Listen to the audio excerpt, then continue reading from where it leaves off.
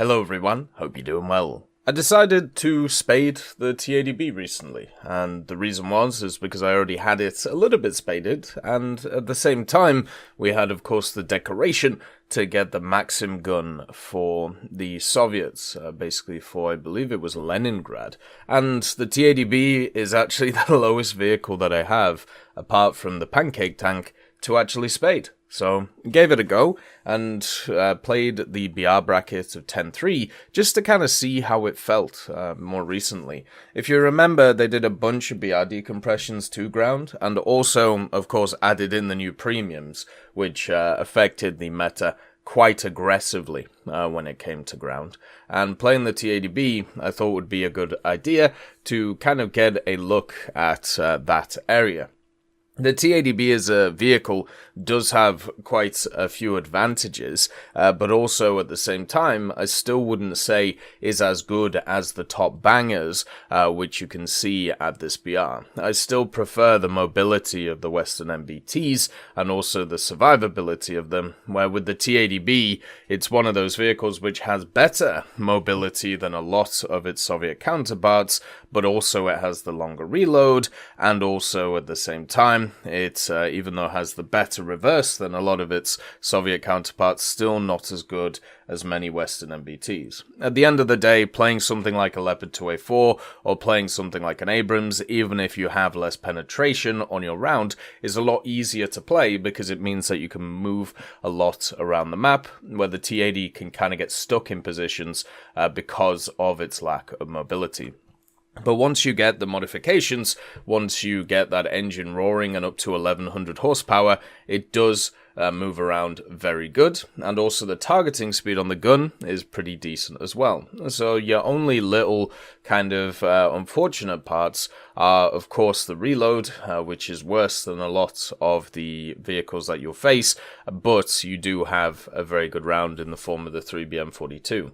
Out of a lot of the Soviet machines, the T-80s are better than the rest. The reason why a lot of people have talked about, the Soviets in the past being the best nation is because of the combination of the T-80B VM, the helicopters, and also some of the CAS elements like the MiG-27K back in the day. The T-80B has never been a bad vehicle. It's always been quite fun to play, and it's basically because of the fact that it follows the same ideas of the T-80B VM with less armor and also a gun which doesn't have as good rounds. I actually spaded the T-80U before I spaded the T-80B just because I'd researched past it and just decided to give it a go. But going back to the T-80B, especially in this type of matchmaking, was actually really fun.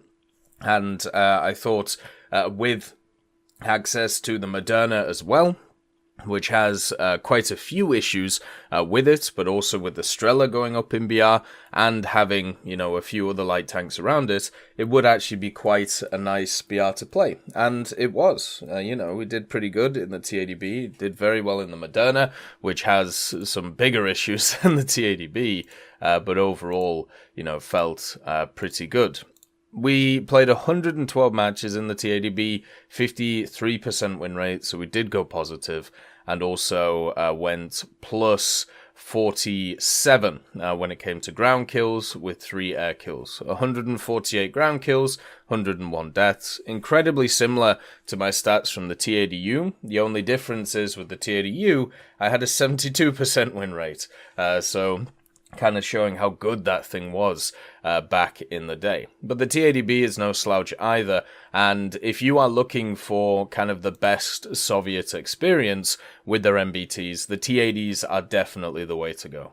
The T-72s and the T-90s can be enjoyable, but they are hold W machines because they just can't go backwards. Also, since everybody just shoots for breaches, it's incredibly annoying with those machines where you get breached and then you just can't get out of there. You just sit there and wait for the enemy to kill you. Whereas with the T-80B, with its additional mobility and also smoke grenades, you can move around the point and be able to be useful. The other thing is it does actually have thermals, where a lot of the other vehicles around this BR for the Soviets don't, unless you're looking at the light vehicles. I wish this thing Or I wish, there was a few vehicles which would move around in BR just to make it a little bit easier to play the T-80B with different vehicles. But I feel like you have enough options already. Stuff like the 2S38s, the BMP-2M, the T-72s if you want to bring them along. But I really think the Moderna itself is a really good backup vehicle to the T-80B.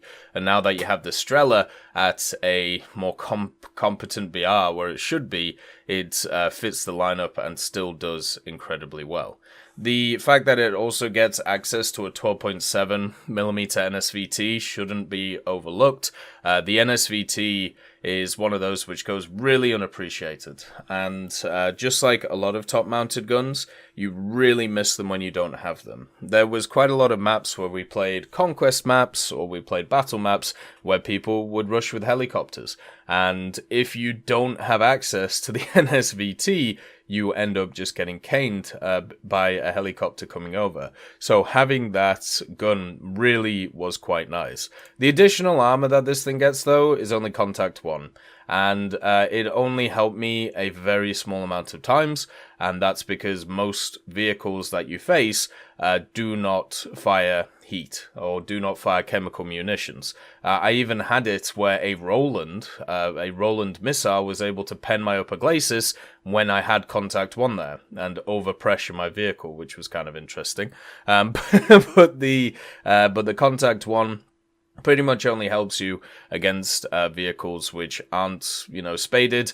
There was a few Type 90s that were running around that I was running into that really were just very annoying to deal with, and they obviously have the really good reload, but a few of them only had heat, so they just kept firing at the front of me and just knocking off my contact 1. But in the vast majority of situations, that armor really isn't going to do anything. I didn't get one-shot a lot, which has always been my kind of experience with Soviet tanks, because most people just shoot for the breach, and therefore, if you don't have a really good penning round, that can go through that and annihilate everything behind. And since a lot of the rounds you're getting hit by is stuff from like DM23 and around there on the 120mm, it doesn't necessarily have the penetration to go through. But when, you get up-tiered and you face a lot of stuff like M1A1 aims, for example, then they can just punch through your armor and annihilate you with one shot. The other thing that's also kind of nice about Soviet vehicles is they're quite small. Like, they have a low silhouette, which means that you can actually hide them in slightly different places. The T-80 does have a really loud engine, though, so it's very obvious where you're coming from, so you've got to be super careful on that front. And also, at the same time, with that low silhouette, it means that it's more obvious where your weak spots are. So stuff like bushes can help you a hell of a lot with that setup. I had a really good time with this, and the matchmaking at 10.3, even though it's full of premiums, if you have a comparable vehicle which can deal with them, and you're not at a lower BR to them, you can do really well. And in the T-80B, we did do really well, even against stiff competition. Right now, it's very obvious which nations are very strong around these BRs and higher, and the Soviets, even though they're still pretty strong around these BRs, are struggling a little bit higher. So what ends up happening is a lot of players will flock to other nations to be able to grind them out. So the fact that we were able to get a positive win rate, a very positive KD, and also carry a decent amount of matches with this thing, I'm actually really happy with, and shows the use of this vehicle. I'll always enjoy the T-80, just because of its mobility compared to other Soviet MBTs, and I just wish others had the reverse that this vehicle has. As always, I hope you have a wonderful day, and I'll see you next time. I'd like to thank Schnitzel Stroker, Brendan Quinn, Vilneus, Character Fuel, Carrion Crow, Nicholas Richardson, Gus Irenicus, Pyman, Wartinder, Teddy, Daniel Stanton, B. Young, Opium Prime, Masonocrat, Lafouche, Alan Hacker, Sem Arslan, Uncle Bean, and Derek R. for supporting the channel.